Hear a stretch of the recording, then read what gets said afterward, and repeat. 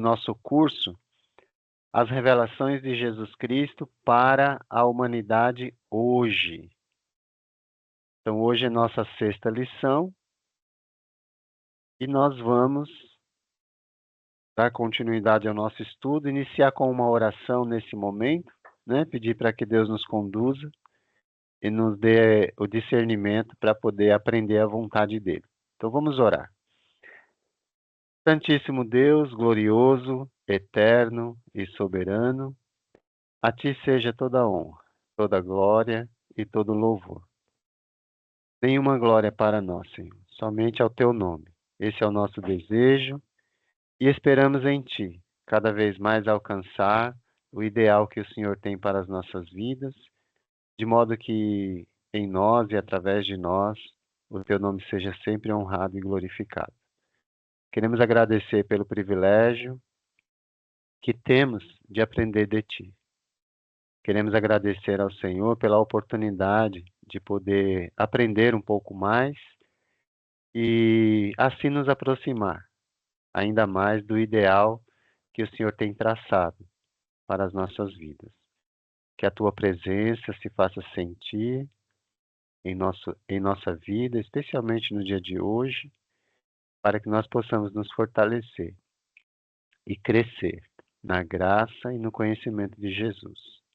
Em nome dele nós oramos e nós agradecemos. Amém. E amém. Bom, vamos lá então. Amém. Isso mesmo. Vamos dar continuidade ao nosso estudo. Eu vou compartilhar a minha tela com você.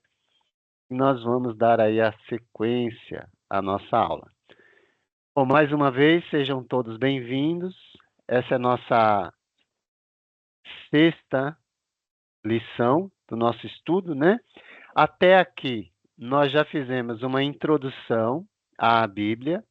Nessa lição, nós falamos sobre manuseio, aprendemos algumas coisas, né? Mas o objetivo era explicar o manuseio da Bíblia, né? Capítulo, versículo, essas coisas mais técnicas, mas também tivemos algumas lições importantes naquele dia. Falamos na 2ª lição sobre a culpabilidade do ser humano, né? Ou seja, o ser humano ele é culpado perante Deus por causa do pecado, e a própria Escritura afirma que todos pecaram e estão destituídos ou afastados da glória de Deus. Aí Deus ele providenciou o caminho. Jesus é a resposta para a nossa culpa. Ele veio nos libertar, ele veio nos tirar desse sentimento que o pecado ele acaba trazendo para a nossa vida, né? Porém, ele é a resposta, mas ele não vai fazer aquilo que nós precisamos fazer. Então, Jesus é a resposta, mas o homem, o ser humano, ele é responsável. Então, qual será a minha resposta, a sua resposta a Cristo? Né? Essa foi a 4ª lição nossa. E se nós respondermos positivamente, precisamos considerar que, a partir daquele momento, o nosso guia será a palavra de Jesus. Jesus Cristo e sua palavra foi a lição da semana passada e hoje nós vamos falar sobre Jesus Cristo e sua igreja. Isso aqui é óbvio, todas são importantes, né? Cada lição. Essa daqui tem a sua importância porque quem é que nos acrescenta à igreja? Essa é uma pergunta importante e nós vamos ter a resposta hoje, tá bom? Espero que realmente isso faça diferença na sua vida. Bom, mas a gente vai entender o conceito, a gente vai entender a importância, nós vamos verificar quem é o cabeça da igreja e vamos perceber também que a igreja ela foi planejada por Deus, né? Nesse trecho que está aí na sua tela, Mateus capítulo 16, verso 18, Jesus disse: também eu te digo que tu és Pedro, e sobre esta pedra edificarei a minha igreja. Essa afirmação aqui, ela surgiu a partir de uma conversa que Jesus estava tendo com os discípulos, né? Ele fez uma pergunta sobre o que as pessoas perguntavam a respeito dele. Pedro deu a resposta e ele vai falar para Pedro: olha, em cima disso que você falou, eu sou o Cristo, a minha igreja será estabelecida. Ou seja, a igreja está fundada no fato de Jesus ser o Cristo, o Filho do Deus vivo. E isso vai ficar claro para nós quando nós aceitamos a palavra dele, né? Tá bom? Mas vamos falar um pouco sobre o conceito de igreja no Novo Testamento. Qual será? O que significa a palavra igreja para você, né? Às vezes, nós temos em nossa mente, e eu diria que isso é comum, até porque nós nós crescemos, nós fomos conduzidos a pensar dessa maneira, que igreja é quando você passa e você vê um espaço físico, né, onde tem uma cruz, ou uma identificação, ou um nome, né? E aí você atribui aquilo, ou fala que aquilo é igreja. Mas, na verdade, o que é igreja no Novo Testamento? Isso aqui é de extrema, eu diria, importância para nós. Só para você ver a importância, dos 27 livros que há no Novo Testamento, 17 mencionam a palavra igreja, que aparece mais de 100 vezes no Novo Testamento. Mas o que é a palavra igreja? O que ela significa? É isso aqui que é importante para a gente compreender, porque a sua compreensão do conceito vai aproximar você da verdade de Jesus ou vai afastar você. Então é importante que a gente compreenda o significado dentro do contexto daquilo que o Novo Testamento apresenta, e não de acordo com aquilo que nós aprendemos da religião ou mesmo dos nossos antepassados. Tá bom? Então nós vamos avaliar isso hoje, só para você ter uma ideia. A princípio, só para você ter uma noção de como era na época que Jesus ele falou que iria edificar a igreja dele, a palavra igreja ela é de uso comum, tá? Não é uma palavra sagrada, ela é uma palavra comum que a gente usa que se usava no cotidiano. Mas o que ela significava naquela cultura em que Jesus estava naquele momento? O que significava a palavra igreja? Significava a reunião dos cidadãos da cidade que eram chamados para fora das suas casas para uma reunião ao ar livre, para tratar dos negócios da cidade. Essa era a palavra igreja. Por exemplo, os filósofos gregos, eles se reuniam na praça para pensar sobre a vida, para tratar de negócios, e essa reunião, essa assembleia, era chamada igreja. Mas veja bem, igreja no sentido, a palavra grega, que a gente vai trazer daqui a pouco para você, tá bom? Aí você vai entender um pouquinho melhor aqui o que está acontecendo aí, ok? Bom, a existência de igrejas cristãs é um fenômeno conhecido, né, em todas as partes do mundo. Inclusive, aqueles que não são membros de qualquer igreja já ouviram falar sobre diversos grupos religiosos, quer seja pela televisão, pelo rádio, pelos jornais ou por outros meios de comunicação. Ou seja, hoje todo mundo já ouviu essa palavra, não é? Mas será que todos compreendem o que ela significa, né? Essa que é a grande questão, vamos dizer assim, nesse momento. O fato de você ouvir sobre algo não significa que você compreende sobre algo. a não ser que você vai estudar sobre aquilo, tá bom? E é isso que a gente vai trazer aqui. A gente não quer simplesmente trazer um conceito e dizer para você é assim. Não. A gente quer levar você, conduzir você ao entendimento. Esse é o nosso propósito, esse é o nosso objetivo. Então está escrito aí, porém, muito pouca gente está bem informada sobre as bases bíblicas da igreja, sobre a importância da unidade em uma só igreja e sobre como a igreja edificada por Jesus Cristo existia e atuava no primeiro século. O que é importante nesse momento?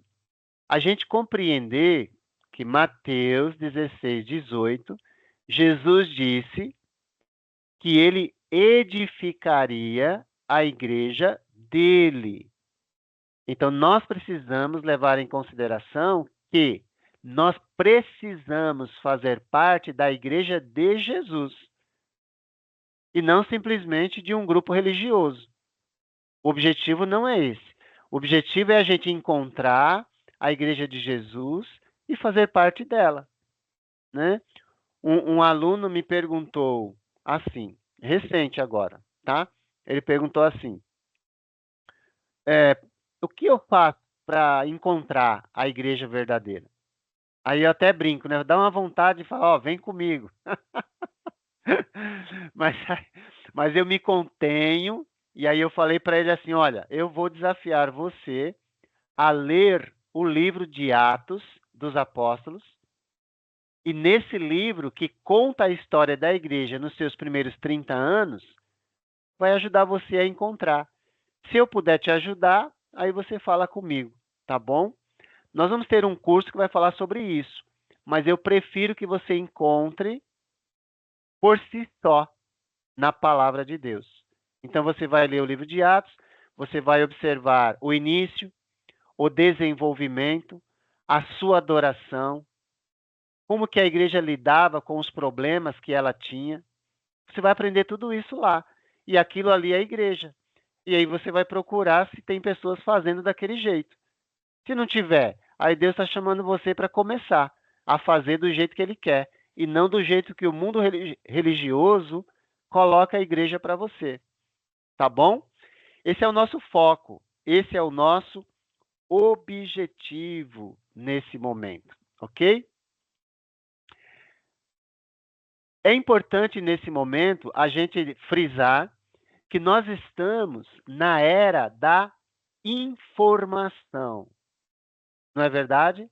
Ou seja, hoje você tem a internet que está, o conhecimento, ele viaja muito rápido hoje, não é? Então, nós estamos na era da informação. Porém, nós ainda não entramos na era da compreensão. Estamos na era da informação, mas ainda não entramos na era da compreensão. E quando a gente pensa em igreja, existe muita informação sobre a igreja. Muita mesmo. Hoje, se você pesquisar centenas de milhares de informação, você vai encontrar. Tá, mas será que nós entendemos? Será que nós compreendemos o que é a igreja? Como funciona? Não é? Quem fundou a igreja? Né? Se eu perguntasse para você, quem fundou a igreja que você frequenta? Provavelmente você ia citar o nome de algum ser humano, não é? Mas eu não faço parte de igreja que foi fundada por ser humano. A igreja que eu faço parte foi fundada por Jesus Cristo através dos apóstolos. Entendeu? Então é importante a gente compreender isso. Estamos na era da informação, mas ainda não entramos na era da compreensão.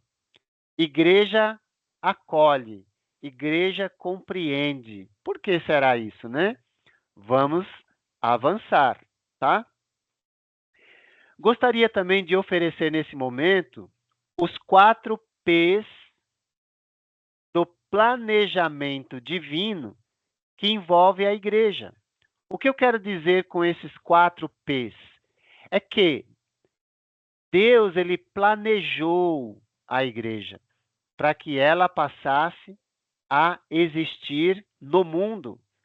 A igreja é um planejamento divino. Então é importante a gente levar em consideração isso, tá bom? Bom, qual é o primeiro P, né, desse planejamento? É que a igreja ela foi prometida na era patriarcal. Quem são os patriarcas? Você já ouviu falar sobre ele? Quem são os patriarcas? Quem são os 3 patriarcas que compõem essa era, ou essa época, né? Pode ser época também, patriarcal. Quem são os patriarcas? Abraão, Isaque e Jacó. Abraão é o primeiro, por quê? Em Gênesis capítulo 12, aí se você tiver com a sua Bíblia aberta, e eu espero que você esteja, você já sabe disso, né? Porque o nosso foco aqui é deixar a Bíblia falar, né? Então, Gênesis capítulo 12, se você estiver com ela aberta, você vai acompanhar a leitura e vai responder as perguntas que comumente a gente faz, tá bom? Diz assim a palavra, olha. Ora, disse o Senhor a Abrão, sai da tua terra, da tua parentela e da casa de teu pai, e vai para a terra que te mostrarei. De ti farei uma grande nação, e te abençoarei, e te engrandecerei o nome. Sê tu uma bênção. Abençoarei os que te abençoarem, e amaldiçoarei os que te amaldiçoarem. Em ti serão benditas todas as famílias da terra. Quais foram as 3 bênçãos que Deus fez a Abraão? Você consegue notar aí? Quais são as 3 bênçãos que Deus prometeu, as 3 promessas, né? Que Deus fez a Abraão?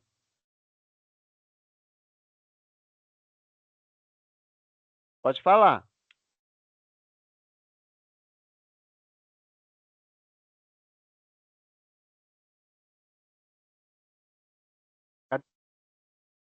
Cadê a multidão de povos? Quais são as 3 promessas que Deus fez a Abraão? Deus prometeu uma terra, Deus prometeu um povo e Deus prometeu uma bênção universal para todos os povos. Em ti, todas as famílias da terra serão abençoadas. Quando foi que a promessa de um grande povo se cumpriu? Quando foi? Aí você vai precisar ler o livro de Êxodo, tá bom? É o finalzinho de Gênesis e o livro de Êxodo. Quando foi que Deus cumpriu a promessa de uma grande nação? No Egito, tá? Aí você vai precisar ler o livro de Êxodo. Quando foi que Deus cumpriu a promessa de uma terra? Aí você vai precisar ler o livro de Josué, tá? Josué é o que conduz o povo à terra prometida, tá ok? O livro de Josué. E o desenvolvimento depois, aí a gente vai tratar em outros momentos. Mas e a terceira parte da promessa? Ela foi cumprida onde e em quem? A terceira parte da promessa. Abra comigo na carta aos Gálatas. Não, antes eu vou perguntar para você assim. Você sabe quem foi a primeira pessoa que ouviu o evangelho? Eu fiz essa pergunta acho que foi na terça-feira, eu acho, na sexta, ou na sexta, na sexta passada. E foi interessante, né, a gente pensar nessa questão. Quem foi a primeira pessoa que ouviu o evangelho? Alguém tem ideia? Deixa eu ver, cadê o povo de Deus? Deixa eu ver aqui se o povo de Deus está aí. Ah, tá aí, o povo de Deus está aí. Então, quem foi a primeira pessoa a ouvir o evangelho, a boa nova de Jesus? Abra comigo em Gálatas, capítulo 3, e leia o verso 8. E diga para mim, quem foi a primeira pessoa que ouviu o evangelho na história? Na história bíblica. Provavelmente você estava pensando no Novo Testamento, provavelmente. Mas olha o que Paulo vai dizer aí. Já responde, né? Já responde.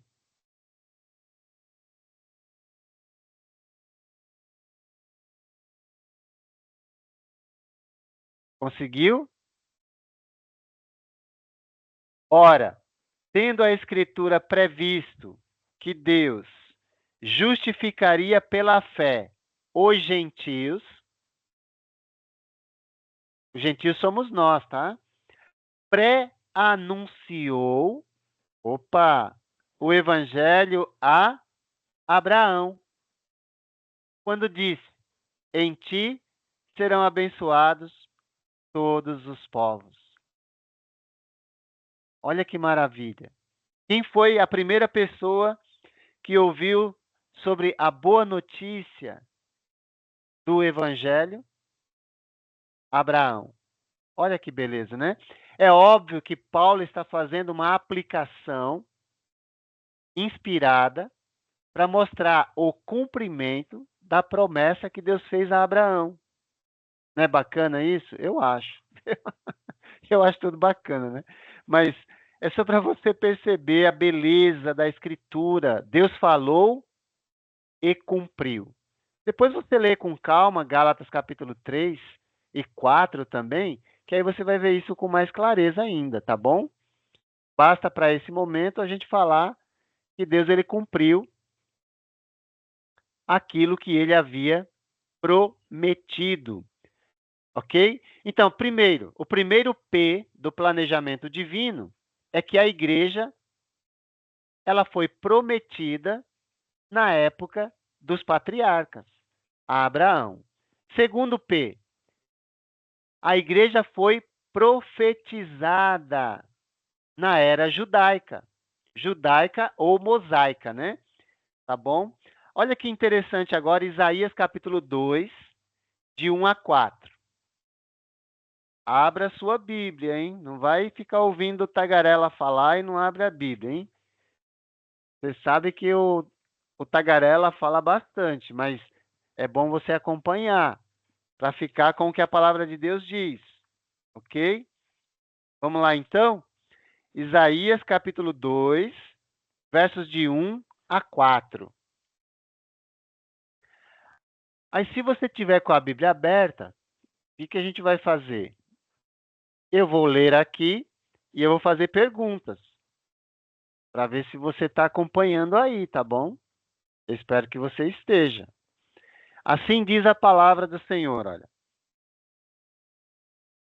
Palavra que, em visão, veio a Isaías, filho de Amós, a respeito de Judá e Jerusalém.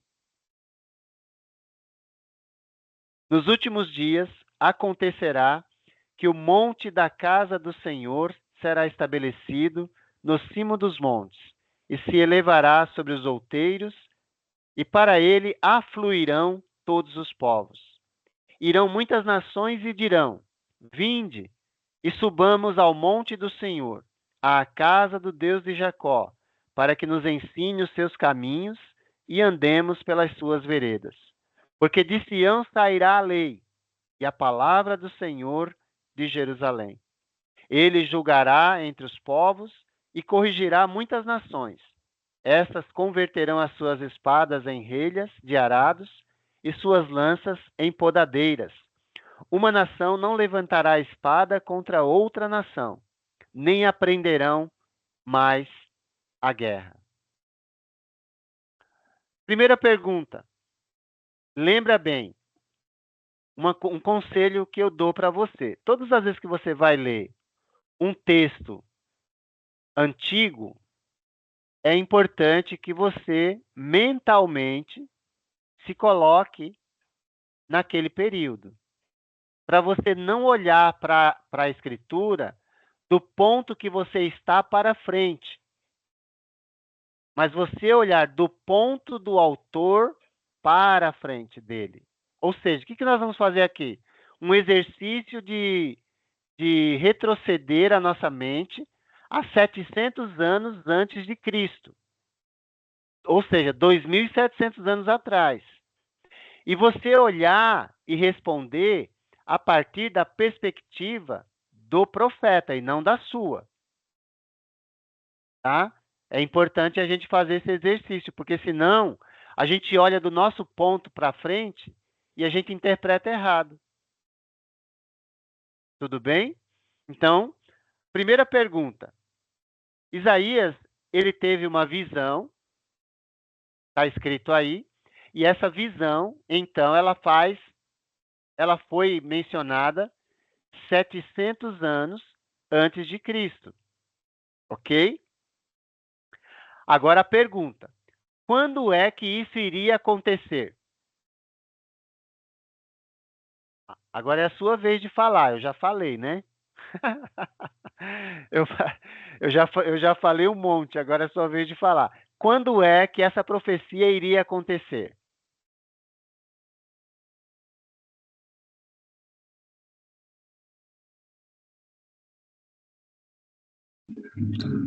Nos últimos dias. Opa, muito bom! Foi o bem-vindo que falou. Esse sotaque ele é inconfundível, né? Tá bom? Obrigado, bem-vindo. Isso, nos últimos dias. Veja bem, o que significa essa expressão? Bom, hoje a gente sabe que essa expressão, os últimos dias, ela teve uma duração de pelo menos 700 anos. Aí, quando você chega no Novo Testamento, você vai ver o cumprimento dela, tá bom? Então, essa expressão, os últimos dias, quando Isaías falou, ele não sabia quanto tempo iria demorar. O profeta não sabia dessas coisas. Ele só sabia que Deus ia cumprir. Agora, quando? A data, né? Como alguns. Olha, se você encontrar profeta falando, marcando data, por favor, fuja dele, porque ele é falso profeta. O profeta de Deus não sabia, ele não marcou data, ele só disse: olha, vai acontecer nos últimos dias. Agora, quando será isso? Que mês, que dia, que ano? O profeta não sabia. Mas hoje, quando a gente relê a história, a gente sabe que esses últimos dias demorou 700 anos, tá?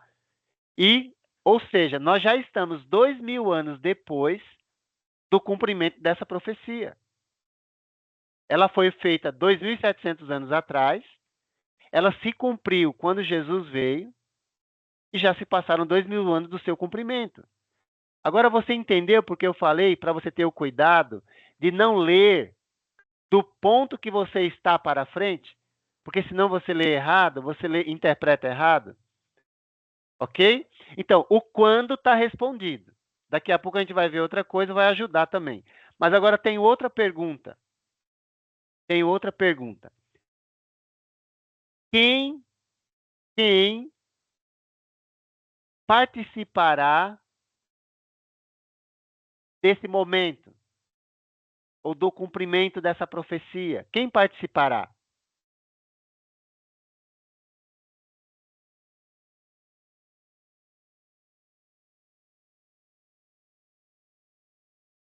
Conseguiu? Conseguiu notar? Quem é que vai participar desse momento ou do cumprimento disso?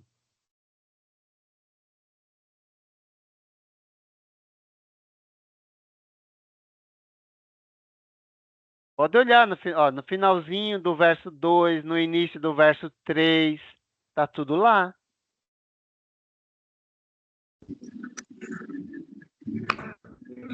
Todos os povos.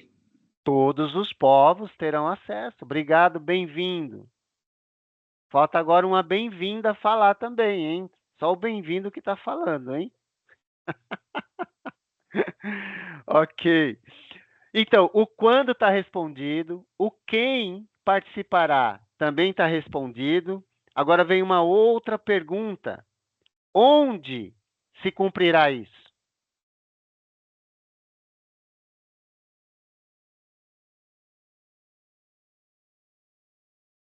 Onde se cumprirá?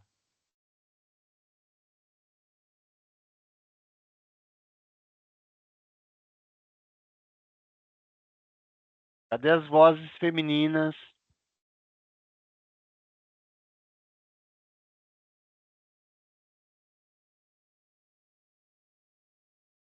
Acho que é você mesmo, bem-vindo. As vozes femininas não estão querendo falar hoje.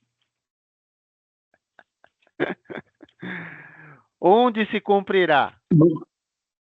No Oi? monte, não? No Opa, monte. opa.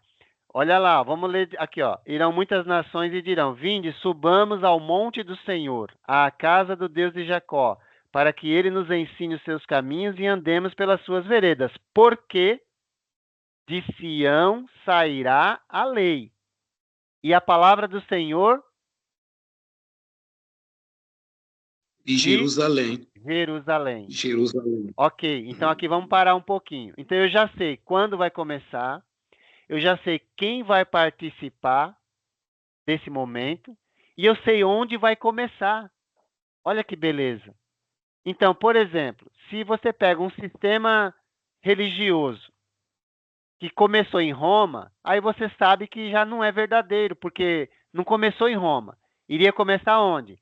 Em Jerusalém, não é em Roma. Então, qualquer sistema que começou, nos Estados Unidos, não sei aonde, não. Nós damos continuidade à igreja ou o reino de Deus que foi começado ou iniciado em Jerusalém. Daqui a pouco a gente vai falar mais sobre isso, vai ajudar, tá? Agora, tem uma pergunta um pouquinho mais, eu diria, difícil agora, um pouquinho mais complicado, né? Porque nós falamos do quando, quem vai participar e onde vai começar. Agora tem uma pergunta mais de aplicação. Como será esse reino? Como será essa igreja? Aí você fala, Edivaldo, mas não apareceu a palavra igreja aqui ainda. E daqui a pouco eu vou falar por quê, tá? Nós vamos ler Mateus 16, 18 e você vai entender o porquê. Mas como que será? Como será esse reino? No verso 4 diz assim: Ele julgará entre os povos e corrigirá muitas nações. Estas converterão suas espadas em relhas de arados e suas lanças em podadeiras. Uma nação não levantará espada contra outra nação, nem aprenderão mais a guerra. Então, como será esse reino? Se você sabe como que o reino de Israel, ele conquistava as nações, ou ele conquistou as nações, né? Depois ele também foi conquistado. Mas como é que ele conquistava? Pela guerra. E esse reino que está para iniciar, que Isaías está trazendo, como que ele vai ser conquistado? Pelo amor. É o amor que vai reinar nesse reino. Por isso que Jesus, ele vai dizer: vocês serão meus discípulos, se tiverdes amor uns aos outros. É pelo amor. Aí você pode perguntar assim, Edivaldo, mas está tão difícil de perceber porque não falou de reino aqui, nada. Bom, aí agora o desafio fica nas suas mãos, porque você vai precisar ler o livro de Isaías para poder compreender essa verdade. Mas eu vou te dar um caminho para você perceber que está falando do reino. Abra em Isaías 24, 23. Olha que beleza. Quer dizer, para mim, né? Espero que seja para você também, tá? Isaías 24, 23 está escrito: A lua se envergonhará e o sol se confundirá quando o Senhor dos exércitos reinar. Onde? Se você tiver aberto aí, diz onde? No Monte Sião e em Jerusalém. Onde é que tudo vai começar? A partir de onde? Jerusalém. Jerusalém. Tá bom? Então, o segundo P tem a ver com uma profecia. E o terceiro? Vamos ver agora o terceiro, porque aí vai ajudar agora na compreensão, tá? Na compreensão. Olha o terceiro. O terceiro P. A igreja foi preparada nos dias de Cristo. Agora vai lá para o Novo Testamento e abra sua Bíblia em Mateus 16, que foi o trecho inicial que nós lemos, né? O trecho inicial. Mateus 16, vamos ler do 13 até o 19. Ok? Abra sua Bíblia, hein? Senão você vai ficar só com o que você ouve. Diz assim a palavra do Senhor. Indo Jesus para os lados de Cesareia de Filipe, perguntou a seus discípulos: Quem diz o povo ser o filho do homem? Eles responderam: Uns dizem João Batista, outros Elias e outros Jeremias ou um dos profetas. Bom, Jesus então está com seus discípulos e fez uma pergunta. Ele queria saber o que é que estavam dizendo a respeito dele. E a interpretação que as pessoas tiveram é que ele era Elias, João Batista, Jeremias, um dos profetas. Só que Jesus não aceitou essa interpretação deles. E aí perguntou para os discípulos: Mas vós, continuou ele, quem dizeis que eu sou? Respondendo Simão Pedro, disse: Tu és o Cristo, o Filho do Deus vivo. Então agora mudou completamente. Veja bem, Jesus não criticou a má interpretação das pessoas a respeito dele, mas ele não aceitou. Agora ele quer saber do grupo dos seguidores dele, o que eles pensam a respeito dele. E aí Pedro dá um passo à frente e diz: Tu és o Cristo, o Filho do Deus vivo. Olha o que Jesus vai dizer. Então Jesus lhe afirmou, 17: Bem-aventurado é Simão Barjonas, porque não foi carne e sangue que te revelaram, mas meu Pai que está nos céus. Ele está dizendo: Pedro, você recebeu isso de Deus. Deus deu para você nesse momento isso daí. Você está falando algo correto, que foi dado por Deus. Ou seja, os discípulos dele estavam começando a compreender quem ele era. Aí ele disse assim: Também eu te digo que tu és Pedro. Ou seja, você disse que eu sou o Cristo, isso é verdade, e agora eu estou dizendo, você é Pedro. E aí ele continua. E sobre esta pedra, o que é esta pedra? É aquilo que Pedro disse, não é Pedro que é a pedra. É o que Pedro disse. Sobre esta pedra edificarei a minha igreja. Isso. E as portas do inferno não prevalecerão contra ela. Olha o 19 agora. Dar-te-ei, já que você disse o que é correto a meu respeito, as chaves do reino dos céus. O que ligares na terra terá sido ligado nos céus, e o que desligares na terra terá sido desligado nos céus. Nossa. Ou seja, Pedro recebeu as chaves do reino ou da igreja. Mas ele é o chefão? Não. Não. Ele vai ser o responsável por fazer a primeira pregação do evangelho que ocorreu em Atos capítulo 2. Mas quem é a pedra? É a confissão que ele fez de que Jesus é o Cristo, o Filho do Deus vivo. E quer ver como isso é verdade? Abra em Atos 4:12. Que aí é Pedro falando da pedra. Olha que legal, né? Pedro falando da pedra. Atos 4.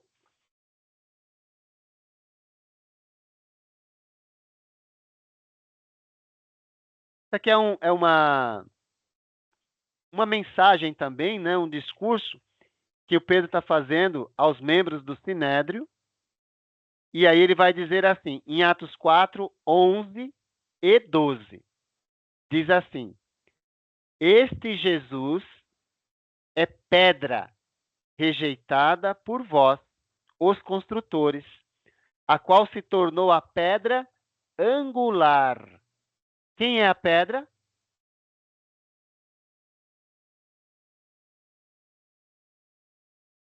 Cadê as vozes? Jesus, Jesus, muito obrigado. Quem foi? a Laura. Oi, Laura, obrigado.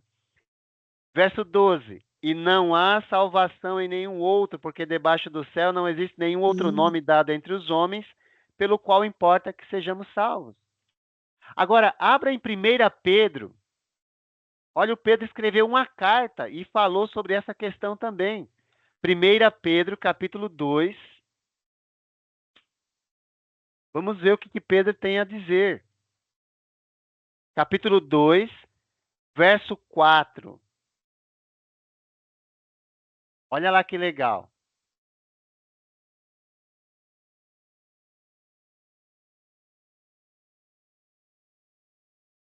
Diz assim a palavra do Senhor: Chegando-vos para ele a pedra que vive, rejeitada pelos homens, sim, mas para com Deus eleita e preciosa.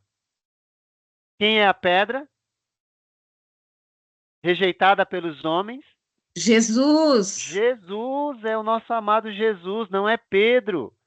Pedro não é a pedra. Aí, olha o verso 5 agora. Também vós mesmos, ele está falando da igreja, como pedras que vivem, sois edificados casa espiritual para serem sacerdócio santo, a fim de oferecer sacrifícios espirituais agradáveis a Deus por intermédio de Jesus Cristo. Ou seja, nós todos fazemos parte dessa construção espiritual. Nós somos pedras que vivem, mas a pedra principal que sustenta toda a construção é Jesus. Você lembra que nós começamos esse estudo falando sobre o fundamento? Quem é o fundamento principal? É Cristo. Primeira aos Coríntios 3:11. Porque ninguém pode lançar outro fundamento além do que já foi posto, o qual é Jesus Cristo. Ok? Então a igreja ela foi preparada nos dias de Cristo. Olha que interessante. Olha o que vai acontecer agora em Marcos 1:15. Hoje eu estou explicando demais, eu acho, hein? Vocês já entendem já e eu estou aqui, ó, gastando energia, tentando ajudar no entendimento, tá bom? Mas olha Marcos 1:15. A igreja foi preparada nos dias de Cristo. Bom, vou ler o 14 e o 15. Depois de João ter sido preso, foi Jesus para a Galiléia, pregando o evangelho de Deus, dizendo: O tempo está cumprido e o reino de Deus está próximo. Arrependei-vos e crede no evangelho. Opa! Isaías disse que o reino era para quando? Vamos ver se você lembra.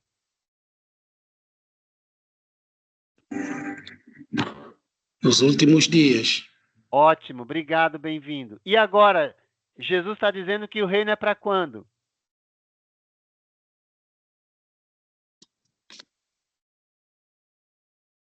Está próximo. Próximo, obrigado. Quem foi essa voz? A Tati. Oi, Tati, obrigado. O reino está próximo. Agora, uma pergunta reflexiva. Os últimos dias você já sabe que durou mais ou menos 700 anos para se cumprir.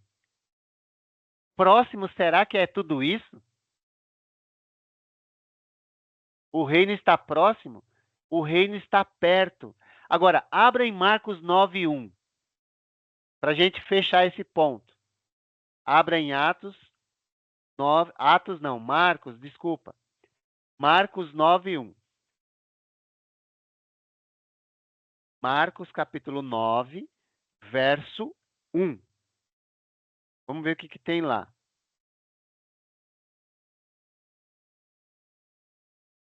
Diz assim a palavra do Senhor. Esse é um trecho que eu poderia citá-lo, mas é melhor ler, olha. Tá aí, ó.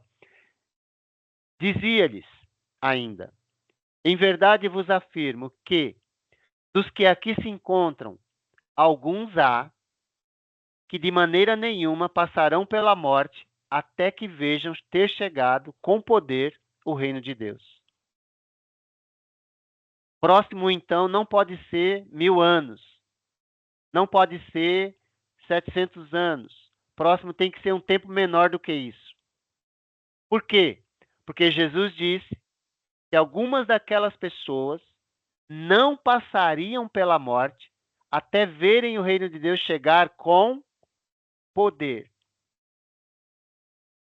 Então isso significa que o reino era para chegar naqueles dias. E essas pessoas que estavam vivas, elas veriam. Se o reino ainda não chegou, naturalmente, esse trecho aqui, ou a gente joga fora, ou arranca, porque ele não tem o menor sentido. Ou então, essas pessoas têm que estar vivas por aí. Quantos anos elas teriam? Deu para entender? Quantos anos essas pessoas teriam? 1900? 2000? Não faz sentido, né? Agora, a igreja foi prometida, profetizada, preparada, e ela se tornou presente na era cristã. E como é que eu sei disso? Abra em Atos 2, verso 16. Atos capítulo 2. A gente vai estudar esse trecho depois com calma, tá? Em outro momento. Aqui é somente para mostrar para você o cumprimento da Escritura. Atos capítulo 2.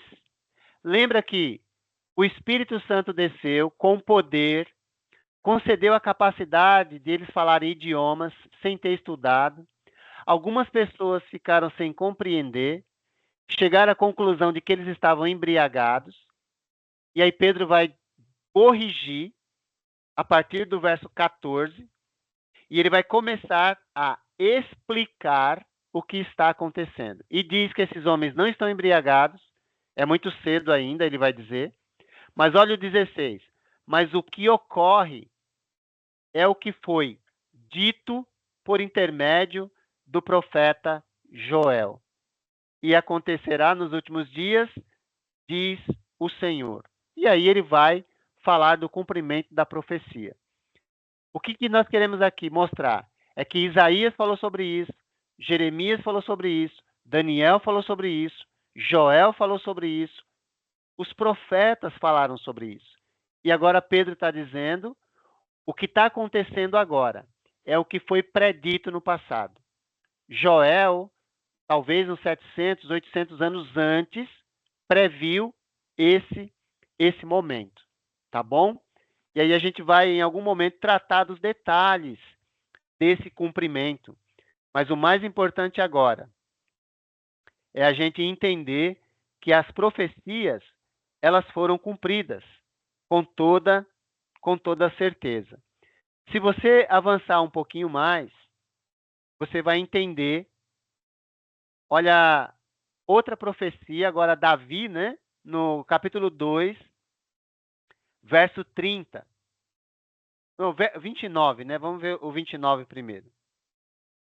Diz assim: irmãos, seja-me permitido dizer-vos claramente, para todo mundo entender, a respeito do patriarca Davi, que ele morreu e foi sepultado, e o seu túmulo permanece entre nós até hoje.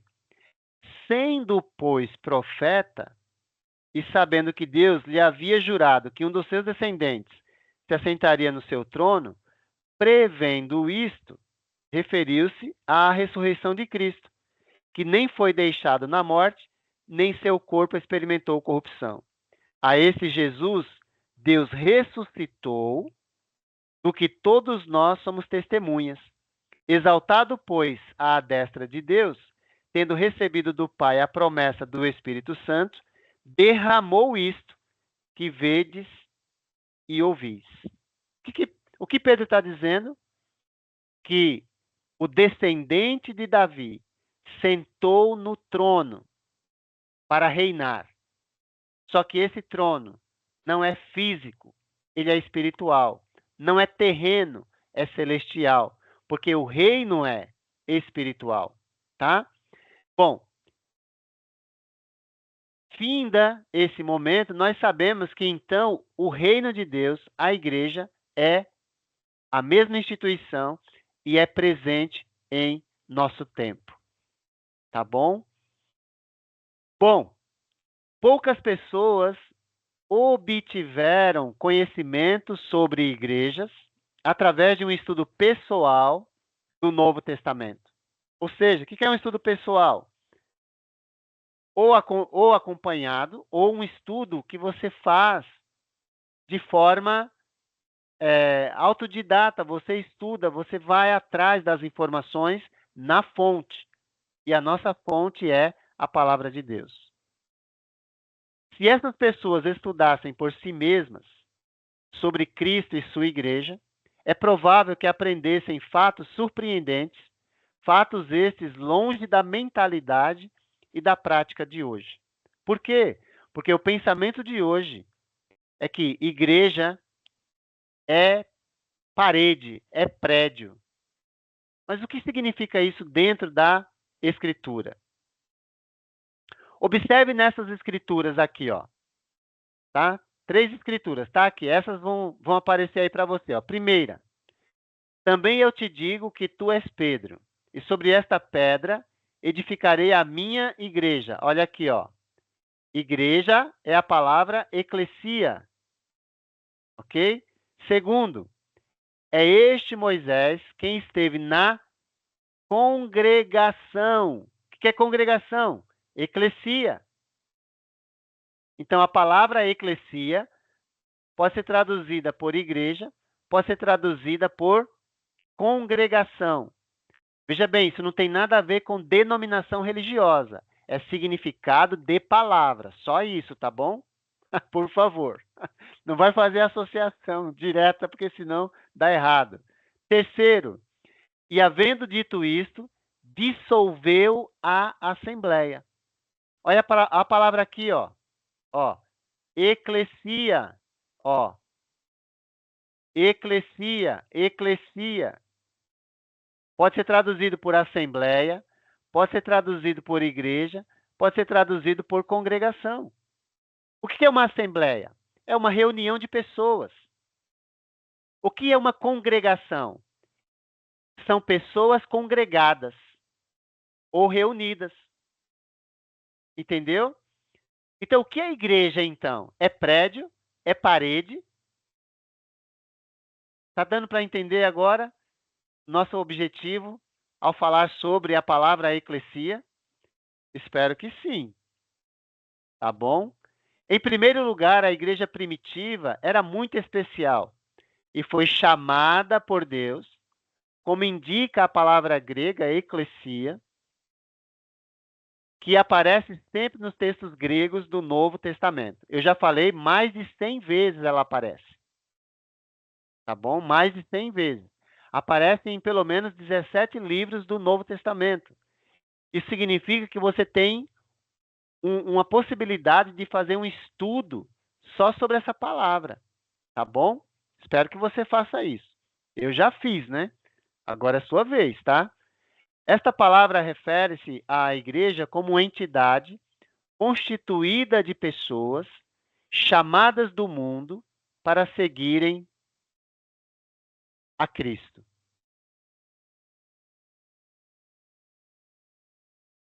Ou seja, o que é a eclesia? Chamados para fora. Lembra que eu falei lá no começo? Que naquela cultura, a palavra eclesia, ela significava chamado para fora. Você estava na sua casa, aí você era chamado para fora, para participar de uma reunião. Olha que legal. Que poderia ser uma reunião para discutir negócios da cidade. A palavra de Jesus Cristo sempre inclui uma chamada para os homens deixarem o mundo e se reunirem com Cristo e seus discípulos.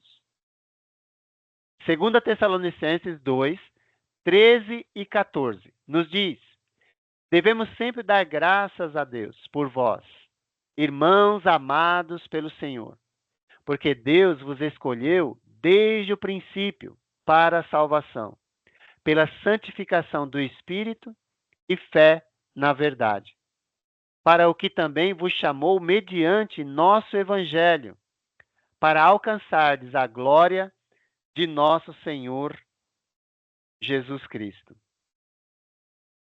Como é que Deus nos chama hoje? Através do que Deus nos chama hoje?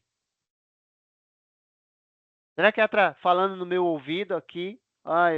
Vem para mim, vem para mim. Será que é assim? Como é que Deus chama a gente hoje? Para sair do mundo e nos reunir com Ele, nos congregar com Ele. Como é que Deus nos chama? Alguém tem a resposta? Através do Evangelho. Uau! Bem-vindo diretamente da Angola, hein? Olha que beleza. Muito bom. Na Angola estão compreendendo como é que Deus chama a gente hoje. Através do Evangelho. Tá aqui, ó. Cadê o divino? Ele percebeu aqui, ó. Ele vos chamou mediante nosso Evangelho. E o que significa Evangelho? A palavra Evangelho, o que significa?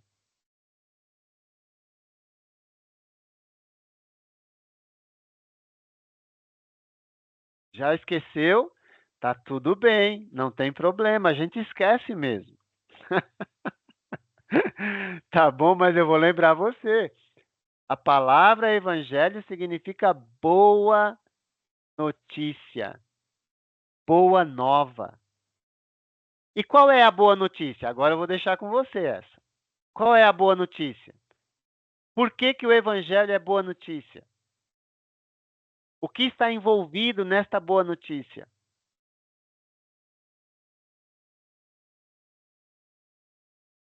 A Não? nossa salvação. A nossa salvação. Ok. Mas o que está envolvido no Evangelho? O que é o Evangelho? Abra comigo, porque aí agora a gente vai junto descobrir. 1 aos Coríntios, capítulo 15, de 1 a 4. Vamos ver o que diz a palavra do Senhor a respeito disso. Sobre o que é o Evangelho. O que é que está dentro dele? A salvação está certa? Está certo sim, Nadir. Só que a salvação é o resultado que o Evangelho produz. Mas o que é que está dentro dele que produz isso? 1 aos Coríntios 15. Diz assim a palavra do Senhor. Irmãos, venho lembrar-lhes o Evangelho que vos anunciei, o qual recebestes e no qual ainda perseverais. Por ele, olha que legal, também sois salvos pelo Evangelho. Então ele produz salvação. Se retiverdes a palavra tal como vou-la preguei, a menos que tenha escrito em vão. Ou seja, o Evangelho produz salvação, mas você precisa permanecer nele, Paulo vai dizer. Porque senão você vai crer em vão, não vai adiantar a sua fé. Aí ele diz assim, antes de tudo, vos entreguei o que também recebi. O que foi que Paulo entregou aos coríntios?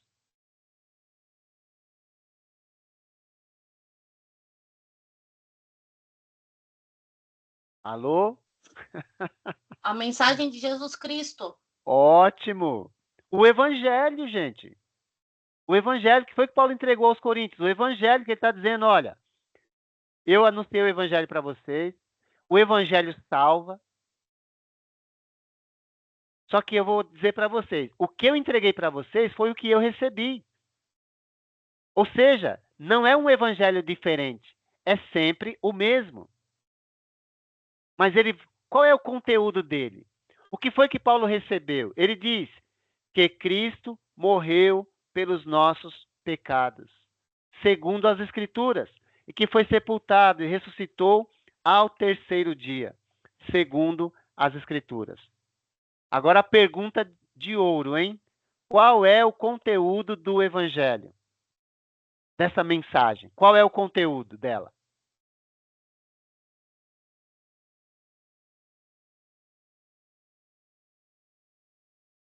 Vida, morte e ressurreição de Jesus Cristo pela remissão dos nossos pecados?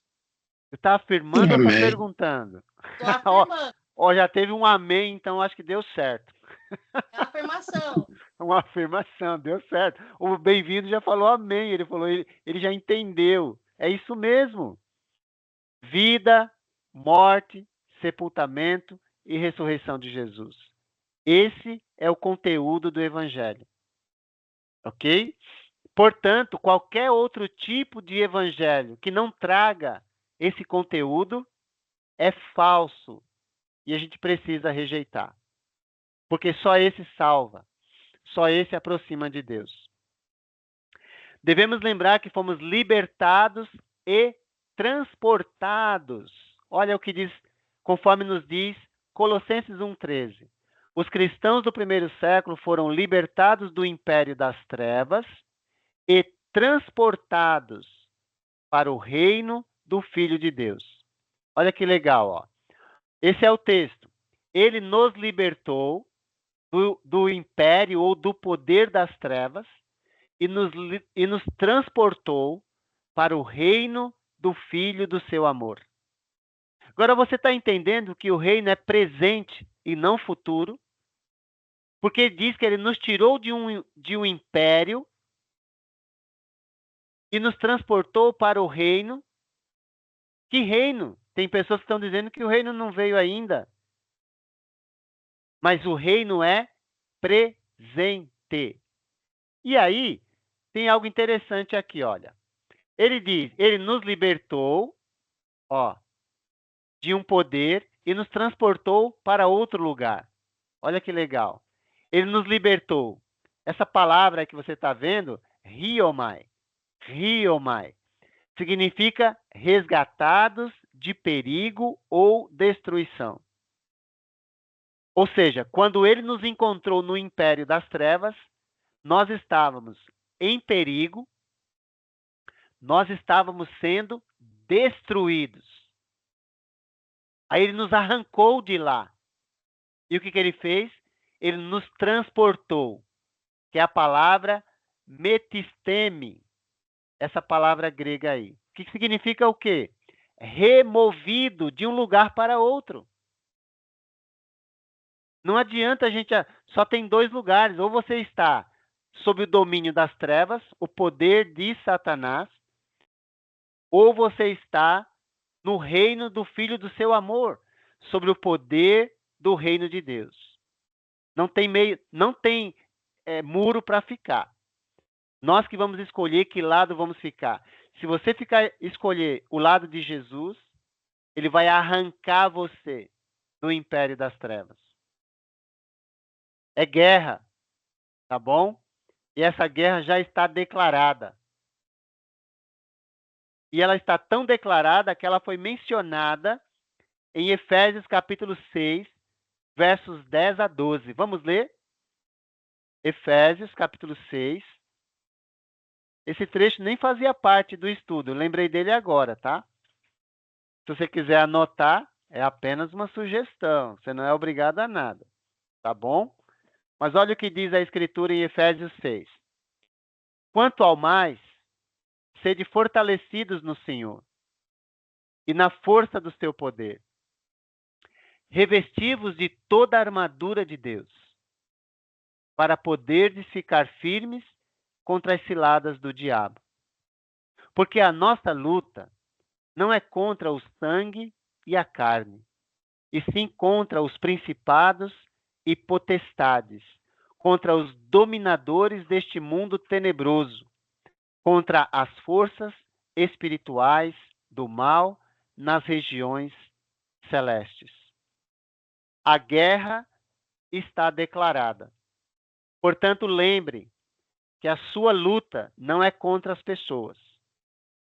Tá bom? Se alguém machucar você, ferir você, dar prejuízo para você, sua luta não é com ela. Não, é contra as forças espirituais do mal que estão regendo a vida dela naquele momento. O que você vai fazer então por ela? Você vai brigar com ela? Não. Você vai maltratar ela como ela maltratou você? Também não. Você vai, de alguma forma, ser usado por Deus para resgatá-la do império das trevas e ela ser transportada para o reino do Filho do seu amor. Se ela quiser. Se ela não quiser, você vai deixar ela lá com a vida dela nas trevas e você vai seguir sua vida com Jesus. Não caia na armadilha de trocar a sua salvação, a sua paz, a sua tranquilidade por aquilo que as pessoas fazem com você ou o maltrato que alguém dá para você. Tá bom? Está escrito: não retribua o mal com o mal, mas vença o mal com o bem. Palavras do apóstolo Paulo, inspiradas por Deus, em Romanos 12, 21. Tá bom? Se alguém citar isso e disser que é de outra pessoa, não acredite, porque aí você vai ler na Bíblia e você vai ver que não é. Foi o apóstolo Paulo que falou isso, ok? Nosso propósito, então, qual é? Como cristãos, nosso propósito é nos separarmos do mundo, para que proclamemos as virtudes daquele que vos chamou das trevas para a sua maravilhosa luz. Nosso propósito é nos congregar, reunir com Cristo na igreja dele. Lembra que ele só tem uma. E eu preciso descobrir qual é, para eu fazer parte da igreja de Jesus e não dessa ou daquela. Ah, eu vou nessa daqui porque é perto da minha casa. Ah, tá tudo bem, pode ir. Mas e se não for a igreja de Jesus? Veja bem, o fato de estar falando de Jesus não é suficiente. Precisa estar seguindo as orientações de Jesus. É só, aí você, como é que você vai saber? Pergunta quem é o cabeça lá. Pergunta quem é o dono lá. Aí você vai descobrir rapidinho. Quem é o dono dessa igreja aqui? Ah, é o fulano de tal. Aí você fala assim: muito obrigado, Deus te abençoe e tenha misericórdia. Eu tô indo. Tá bom. Eu não vou ficar em igreja de homem. Eu quero a igreja de Jesus. Somente. Ah, foi fundada por fulano de tal. Tá bom, então é dele. Eu não quero essa igreja para mim, não. Eu quero fazer parte da igreja de Jesus. E você? Quer fazer parte da igreja de quem? Espero que seja da igreja de Jesus também, né? Para a gente caminhar junto, tá bom? Caminhar junto. Vamos caminhar junto. Quanto mais a gente buscar, mais a gente vai compreender. Agora a gente pode dizer: igreja é gente. Esse prédio bonito que você está vendo aí, sem essas pessoas, não é igreja. É apenas um espaço. Deu para entender isso?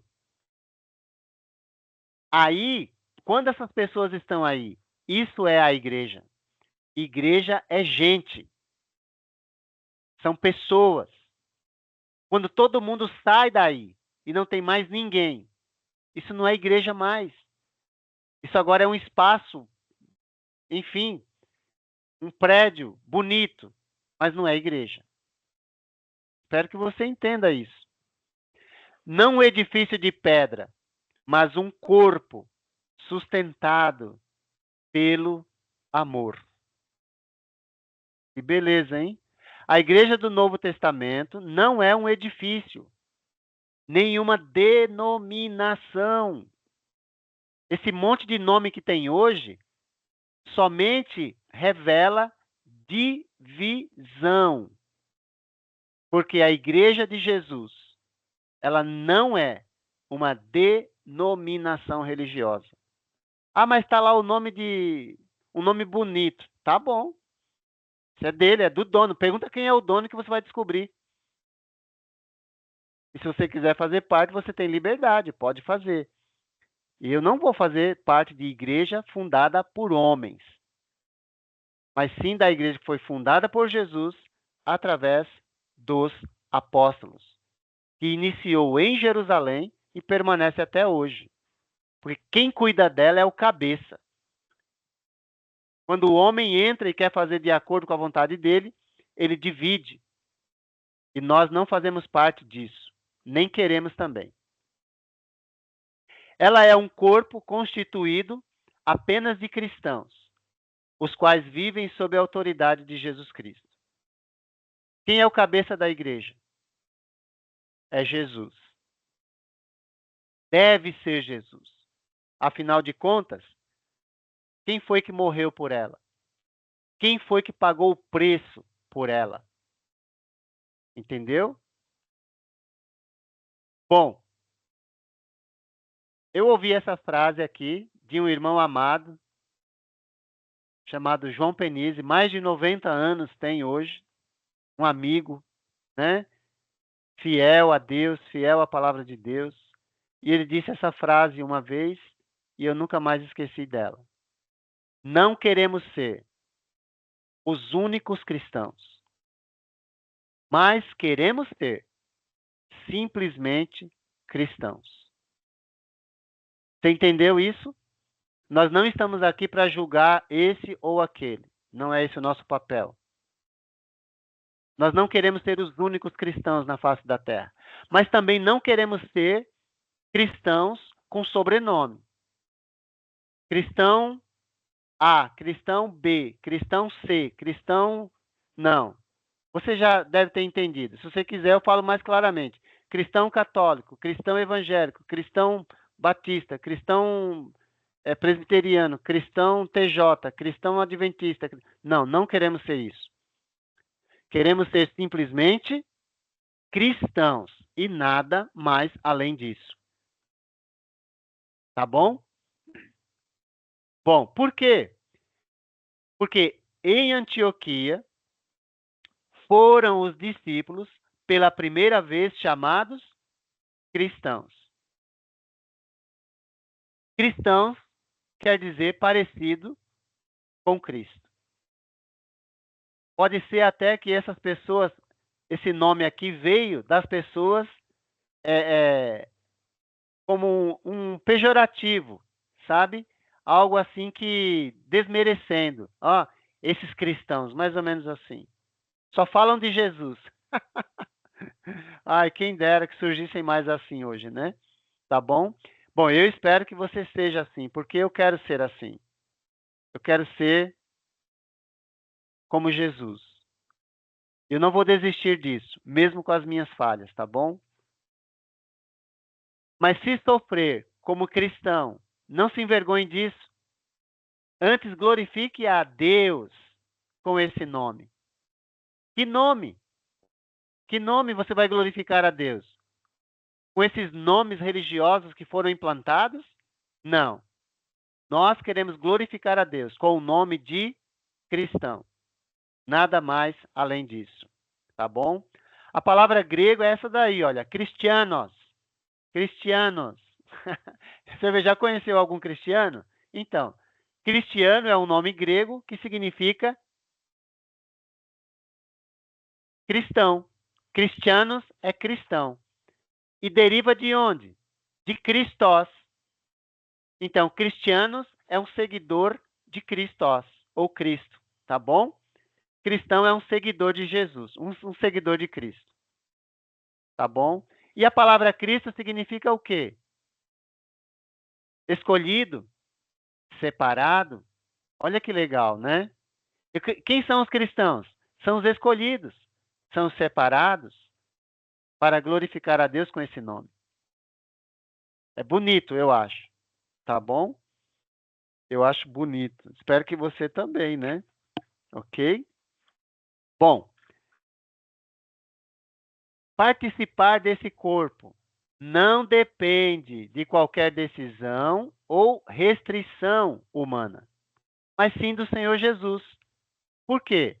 No segundo capítulo do livro de Atos, nós aprendemos que 3.000 pessoas se arrependeram e foram batizadas, as quais foram salvas por Jesus e incorporadas na sua família espiritual. Mas quem acrescentou? Quem acrescentou? Louvando a Deus e contando com a simpatia de todo o povo. Enquanto isso, acrescentava-lhes o Senhor, dia a dia, os que iam sendo salvos. Então, quem é que acrescenta? Como as pessoas eram acrescentadas à igreja?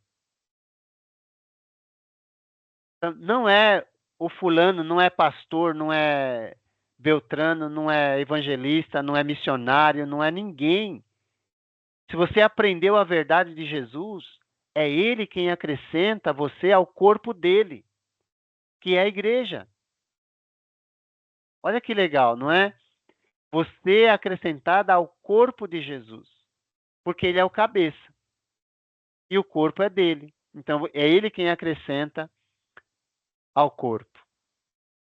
Depois desse maravilhoso dia de conversão em massa, os discípulos não decidiram juntar-se aos fariseus, aos saduceus, que são os grupos religiosos da época, ou a qualquer outra seita de então, como se tivessem a opção de selecionar a igreja de sua escolha.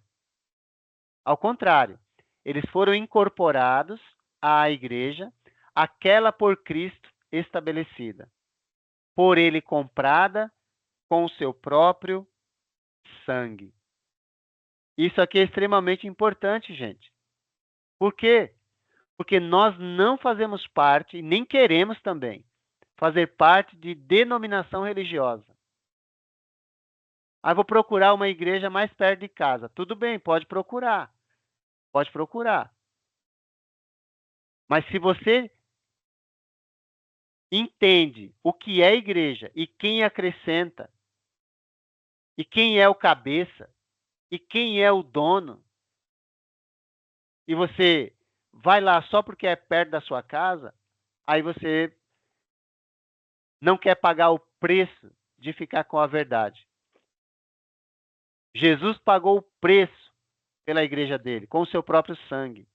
Então, para mim, ser humano, pecador, resgatado por ele, eu não vou ficar escolhendo aquilo que é fácil, aquilo que é do lado da minha casa, ou sei lá, qualquer coisa assim. Não, não. Se precisar ir de a pé, eu vou. Mesmo que seja quilômetros de distância. Não tem problema. Espero que você também. Eu tenho certeza que você está aprendendo e você está considerando a importância da igreja de Jesus.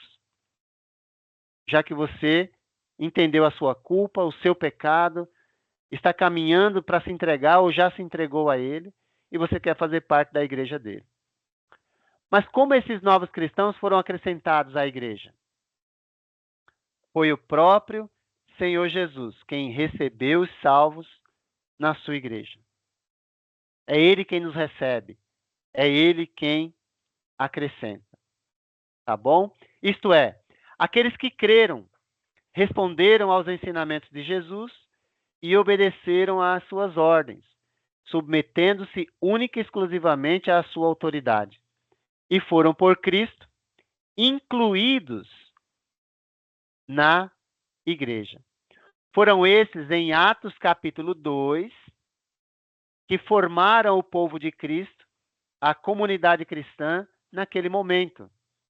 Foram estes que se transformaram em seguidores de Jesus, sendo seus discípulos e sua eclesia, ou seja, sua igreja. Tá bom?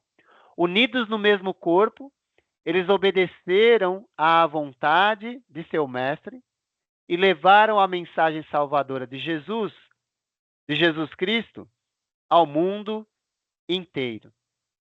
E agora chegou a nossa vez, é a nossa responsabilidade de partilhar daquilo que recebemos com as pessoas. Nada mudou. desde que tudo foi estabelecido, tá? O homem pode ter deturpado, o homem pode estar mercadejando a palavra, tá bom? Pode estar vendendo a salvação, pode estar fazendo o que quiser, mas o plano de Deus continua. A igreja de Deus continua. E ele vai vir resgatá-la. Agora, se você quer o evangelho da prosperidade, também tem. Se você quer um evangelho que bajula, também tem. Se você quer um evangelho que agrada os seus ouvidos, também tem.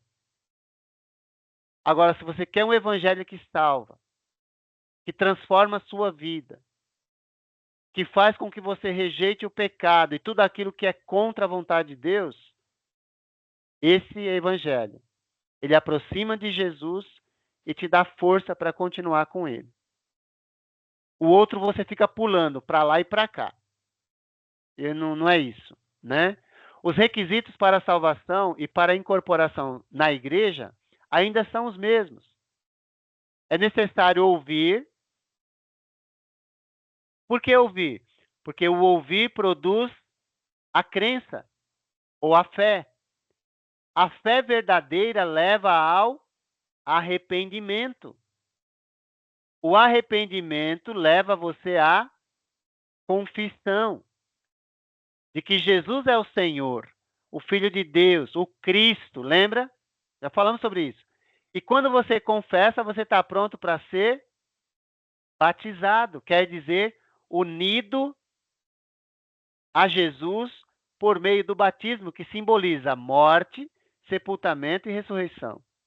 E depois você sabe dessa decisão. É necessário perseverar. Mas perseverar no quê? Na doutrina dos apóstolos, no partir do pão, na comunhão e nas orações. Atos 2:42. Que aí você vai estar sempre ouvindo eu falar sobre isso. Tá bom? Portanto, é importante a gente pensar que existe uma só cabeça na igreja. E ele tem nome, Jesus Cristo. E ninguém mais. Tá? Todos nós somos servos, todos nós somos membros do corpo. Não existe ninguém melhor, pior, nada disso. Na igreja de Jesus, né? Por aí você sabe que tem. Tem os maiorais, né? Da igreja. Na igreja de Jesus, não. Só tem um maioral.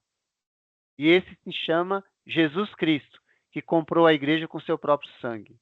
Tá bom? Ele é o cabeça. Cristo é a cabeça do corpo, a igreja. Seu relacionamento com ela é indispensável.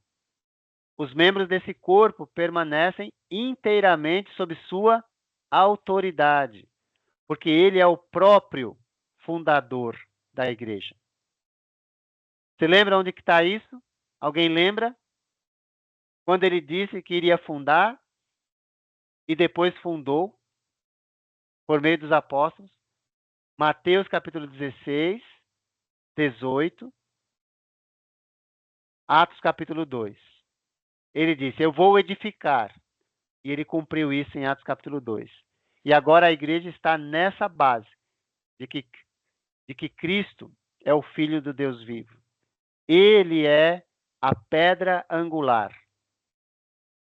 E os apóstolos foram usados por ele para fazer esse trabalho. Tá bom? Conforme Efésios 5, 22 e 23, a igreja está sujeita a Cristo em todas as coisas. Ele é o fundador, sua cabeça e seu Senhor. A igreja é sua exclusiva propriedade. Mateus capítulo 16, do 13 ao 18. Nós já lemos esse trecho, mas vale a pena relembrar aqui nesse momento, olha. Indo Jesus para os lados de Cesareia de Filipe, perguntou a seus discípulos, quem diz o povo ser o Filho do Homem? E eles responderam, uns dizem João Batista, outros Elias e outros Jeremias ou algum dos profetas. Mas vós, continuou ele, quem dizeis que eu sou? Respondendo Simão Pedro disse, tu és o Cristo, o Filho do Deus vivo.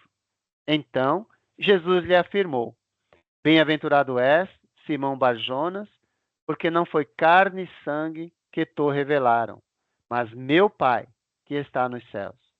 Também eu te digo que tu és Pedro, e sobre esta pedra, aquilo que você falou, edificarei a minha igreja, e as portas do inferno não prevalecerão contra ela.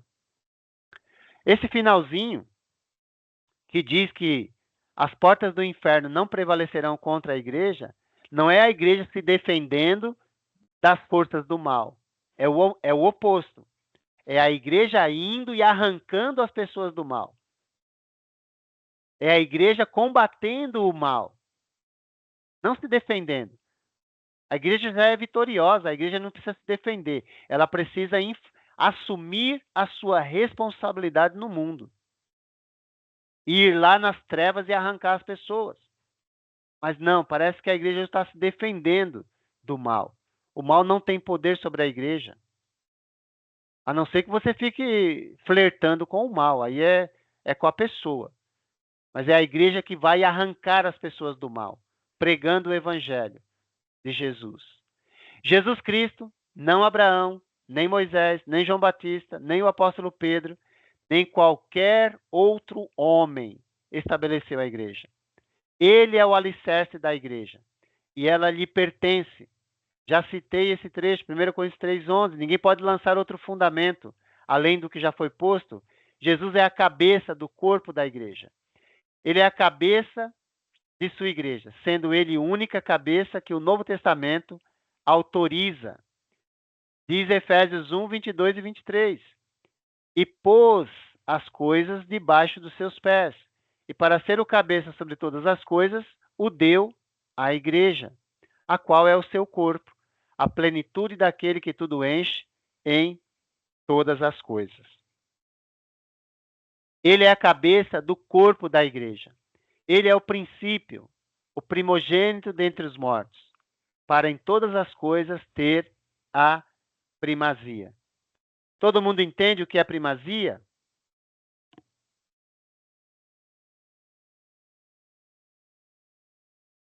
Entende o que é primazia, todo mundo? Jesus tem ou deve ter o primeiro lugar. Uma só cabeça. Jesus Cristo. As mentes romanas e medievais não podiam visualizar uma igreja sem um líder terrestre. Elas buscavam o equivalente neste mundo para a autoridade que Jesus exercia no céu, sobre sua igreja. E por buscarem esse padrão de liderança do mundo, a igreja se desviou e construiu uma hierarquia que na igreja Jesus deixou claro, entre vós não será assim, como é no mundo. Quer ver isso? Marcos capítulo 10. Dá uma lida lá para você ver. Agora, tá? Vamos ler. Hoje estou lendo bastante, né? Que bom. Marcos 10. Olha, a leitura completa começa lá no 35, tá bom? João Tiago queriam posição de liderança, né? No reino. Jesus falou assim.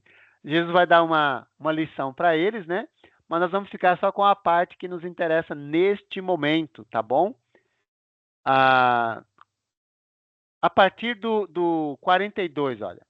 Jesus, chamando-os para junto de si, disse-lhes: sabeis, e você também sabe disso, né? Que os que são considerados governadores dos povos têm-nos sob seu domínio. E sobre eles, os seus maiorais exercem autoridade. Deus está dizendo, no mundo é assim. Tá bom? Olha o 43. Mas entre vós não é assim.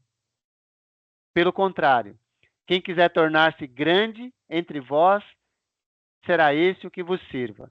E quem quiser ser o primeiro entre vós, será servo de todos. Pois o próprio Filho do Homem não veio para ser servido, mas para servir e dar a sua vida em resgate por muitos. Entendeu?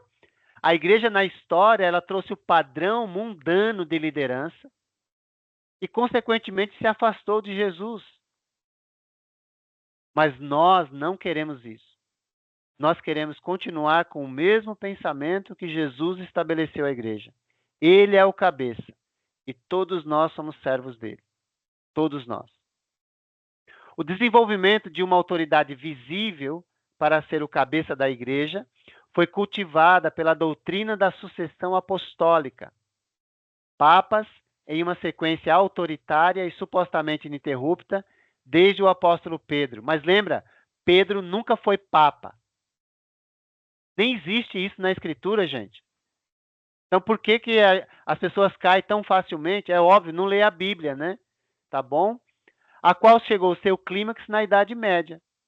Agora, o que aconteceu aí? A igreja romana, ela desenvolveu uma hierarquia própria. O que é isso? Ela criou nomes para se definir. Aí, quando foi na Reforma Protestante, na Idade Média, aquele levante dos reformadores foi bom. Foi bom. Graças a Deus. Deus trouxe isso. Permitiu que isso acontecesse. Só que o que eles fizeram? Eles gritaram só a Escritura, só que o modelo de hierarquia não mudou. Sabe o que mudou? Somente os nomes. Eles deram nomes bíblicos para o mesmo padrão de hierarquia. Que agora é pastor, é bispo, é presbítero. São os nomes bíblicos. Está correto os nomes. Mas o padrão hierárquico permaneceu. E agora tem o poderoso chefão, agora é o pastor, é o bispo. Não. Jesus é o supremo pastor. Jesus é o bispo. É ele quem governa. Tá bom? Isso é importante para a gente compreender isso. Só para você confirmar isso. 1 Pedro, capítulo 2. 1 Pedro, capítulo 2. Eu vou ler só o 25, tá bom? Só para confirmar o que nós estamos olhando aqui, ó. Porque estáveis desgarrados como ovelhas, agora, porém, vos convertestes ao pastor e bispo da vossa alma. Qual é a função do pastor? O serviço. Qual é, gente? Você sabe? É cuidar do rebanho. Qual é a função do bispo? É governar, é imprimir direção para o povo. Então, quem é o supremo pastor que cuida da gente?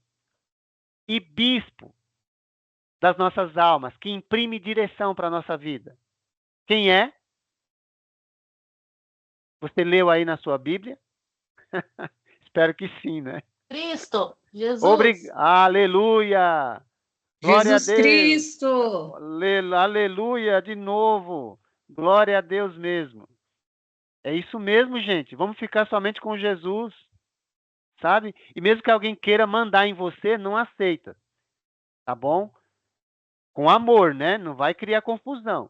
Mas não é para aceitar autoritarismo de ninguém, não. Nós não fomos chamados para mandar em ninguém.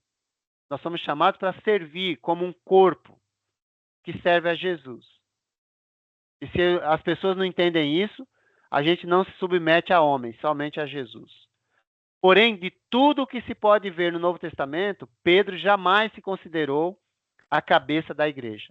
Nós já lemos textos que falou sobre isso, então não vou ler nesse momento, tá bom?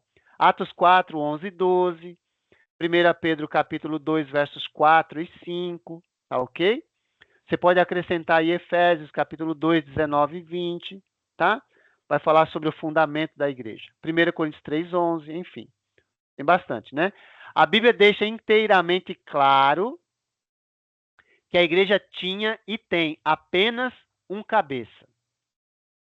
Eu acho que não vai sair da sua cabeça mais isso. Eu acho. E espero que não saia mesmo. né? A igreja que foi planejada por Deus.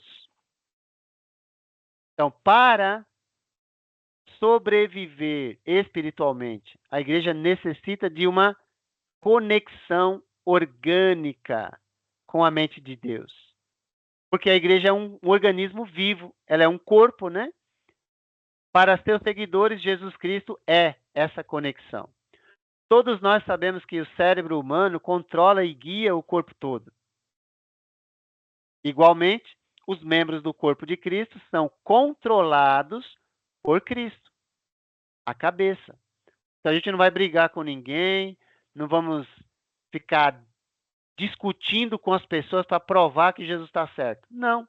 A gente só vai fazer a vontade dele. A gente vai amar todas as pessoas, mas a gente não vai se submeter a ensinos que vão contra a palavra de Deus.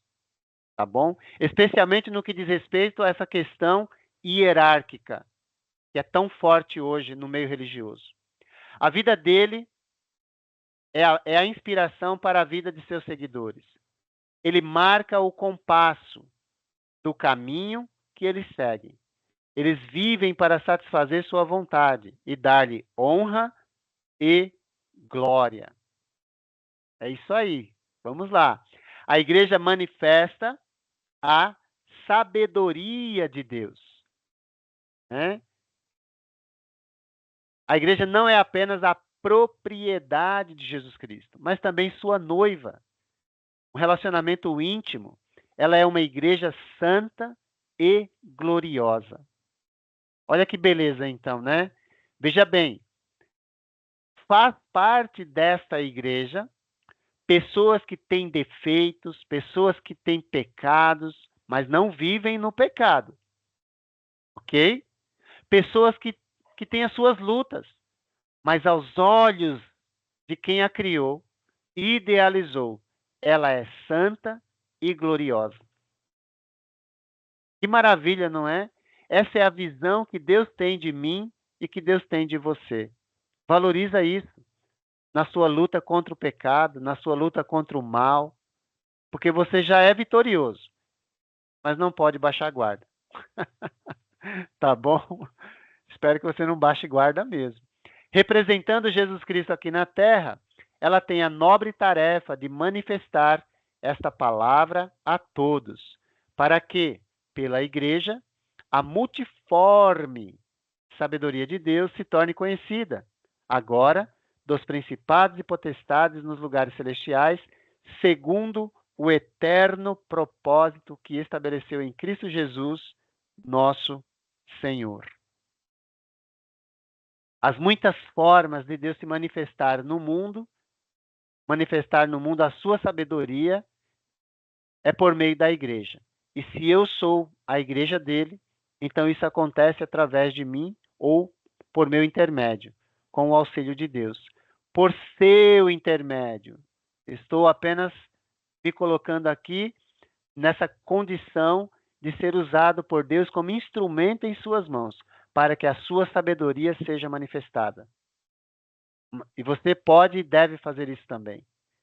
Sendo uma comunidade de cristãos fiéis, a igreja reflete a sabedoria de Deus.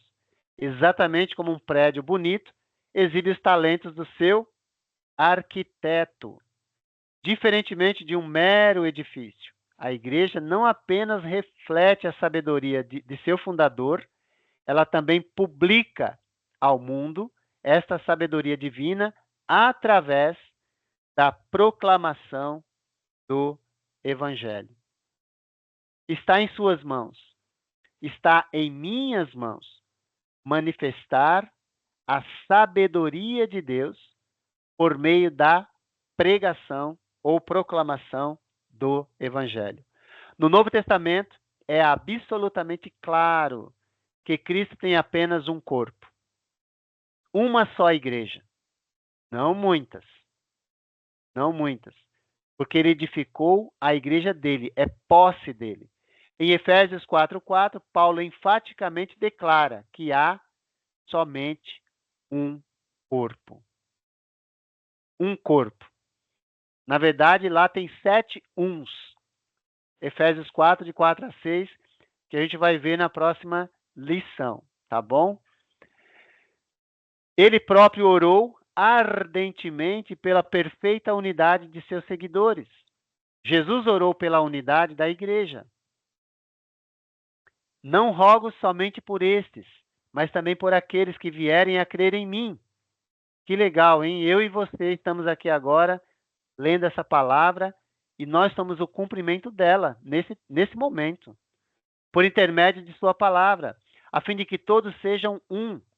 E como és tu, ó Pai, em mim e eu em ti, também sejam eles em nós, para que o mundo creia que tu me enviastes. Gente, aqui nós ganhamos uma grande responsabilidade de não sermos responsáveis pela divisão da igreja. Olha que responsabilidade. Porque se nós estamos contribuindo para isso, nós estamos deixando de cumprir essa palavra de Jesus. O mundo vai crer que Jesus foi enviado e a igreja vive unida. Se ela vive dividida, o mundo se afasta daquilo que Deus tem prometido a ele, que é o seu resgate. Tá bom? Ganhamos uma grande responsabilidade aqui, não é verdade? Essa perfeita unidade é baseada em amor e confiança mútua e também em uma só doutrina, aquela fé que de uma vez por todas foi entregue aos santos. Ou seja, aquela sã doutrina inspirada por Paulo em 1 Timóteo, capítulo 6, onde ele fala, 2 Timóteo também ele fala, e Tito também, olha. A igreja, como um só corpo, ela deve ser enfatizada, pregada em todo o tempo. Jesus não apenas é o Salvador, mas também o Senhor e cabeça sobre sua igreja. Igreja esta que reflete sua luz neste mundo perdido, mostrando a importância eterna da igreja. Paulo vai dizer, a ele, Deus, seja a glória na igreja em Cristo Jesus, por todas as gerações, para todos sempre. Amém. Importante isso, porque Jesus não é Salvador, de quem ele não é primeiramente Senhor. Tá bom? Jesus é Salvador de quem ele é Senhor em primeiro lugar. E se ele é Senhor, é ele quem manda. É ele quem dá a diretriz. É ele quem diz como deve ser. Então a gente precisa aprender a comunicar o senhorio de Jesus na igreja. E não eu sou o chefe, o manda-chuva. Nem quero isso. Eu não quero essa. Esse daí eu não quero. Você pode pegar para você se você quiser. Eu não quero. Porque eu já sei quem é. Eu já sei quem é o soberano. Eu já sei quem é o Senhor. Eu já sei quem é o chefe da igreja. Tá bom? Eu não preciso disso. Eu estou contente em ser chamado para servir. Espero que você também, né? Eu acredito que você quer. Senão você não estaria aqui. Tá bom? Isso tudo para que pela igreja a multiforme sabedoria de Deus seja conhecido. Então, procure conhecer a igreja que Cristo edificou. Como você vai conhecer? Lendo a palavra. Leia o livro de Atos e você vai encontrá-la lá. Que Deus te abençoe e te conceda esse privilégio que Ele quer dar a todos nós, de fazer parte da igreja dele. Amém Amém. e amém. Amém. Amém. Perguntas, comentários, observações. Quem gostaria ou tem alguma pergunta ou comentário, pode fazer.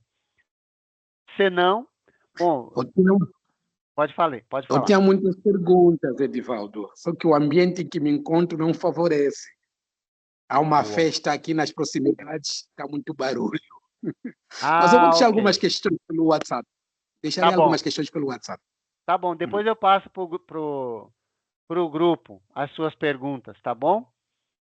Você manda as perguntas, aí a gente vai conversar sobre elas e eu passo pro pessoal. Ó, pessoal, o bem-vindo, ele perguntou isso, ele perguntou se você autorizar, né, óbvio, né? Ih, mas agora vai ter que autorizar, eu já falei para todo mundo, né? Ai, ai. Alguém tem alguma observação ou pergunta? Senão a gente vai fazer uma oração e vai encerrar esse momento. Hoje as mulheres dominaram o cenário, hein? As mulheres dominaram hoje. Parabéns para as mulheres. Parabéns. Os homens precisam buscar mais a Jesus. Ai, ai. Bem-vindo, bem-vindo. Olha, veio lá da Angola para participar desse momento. E os brasileiros, onde estão? Cadê os homens brasileiros? Né? Tá vendo? Aí fica. É por isso que os homens dão trabalho, porque às vezes não participam, gente. Meu Deus do céu. Ai, ai. Deus tenha misericórdia dos homens, né? Ainda bem que as irmãs oram pelos homens, porque se não orasse, esses homens estavam perdidos, viu? Mas parabéns, divino, viu, pela sua persistência e a todas as mulheres também, né? As mulheres massacraram os homens hoje. Né? Eu vou falar, semana que vem eu vou falar, onde vocês estavam? Se eles vierem, né? Ah, gente, falar nisso, semana que vem é feriado. Aula normal, tá? Aula normal. Se houver qualquer mudança, eu informo vocês no grupo e no particular, para vocês não esquecerem. Mas possivelmente vai ter aula normal. Mas é feriada. Agora, se você achar que a gente deve não ter, deixar para outra semana, a gente deixa. Vai depender de você. Tá bom? Bom, vamos orar então e agradecer a Deus mais uma vez por esse momento. Oremos. Bendito Deus, bondoso Senhor, bom estarmos aqui, Pai, na Tua presença e já agradecemos porque hoje o Senhor nos sustentou com a internet e não tivemos nenhuma dificuldade. Mas mesmo que houvesse também, o Senhor nos dá discernimento para poder enfrentar esses pequenos desafios que às vezes surgem no nosso caminho. Mas queremos agradecer hoje porque tudo ocorreu de forma tranquila. Agradeço ao Senhor pela vida de cada aluna que se apresentou nesse momento para aprender de Ti. Agradeço ao Senhor pela vida do bem-vindo, que mesmo de tão longe, e também com dificuldades, como ele mesmo relata, o sinal às vezes é difícil, mas mesmo assim ele tem sido persistente em aprender de Ti. Agora, Senhor, nós vamos nos despedir. Nós vamos nos nossos afazeres. Nós pedimos que o Senhor esteja com cada vida aqui nesse momento. Que o Senhor conduza cada uma com discernimento e com sabedoria, para que o teu nome continue sendo exaltado e honrado na vida de todos nós. Em nome de Jesus oramos e agradecemos. Amém. Amém. Amém. Ok, Amém. terminamos. Deus abençoe muito a sua vida, viu? Amém. E que em breve Amém. a gente possa estar junto novamente. Uhum.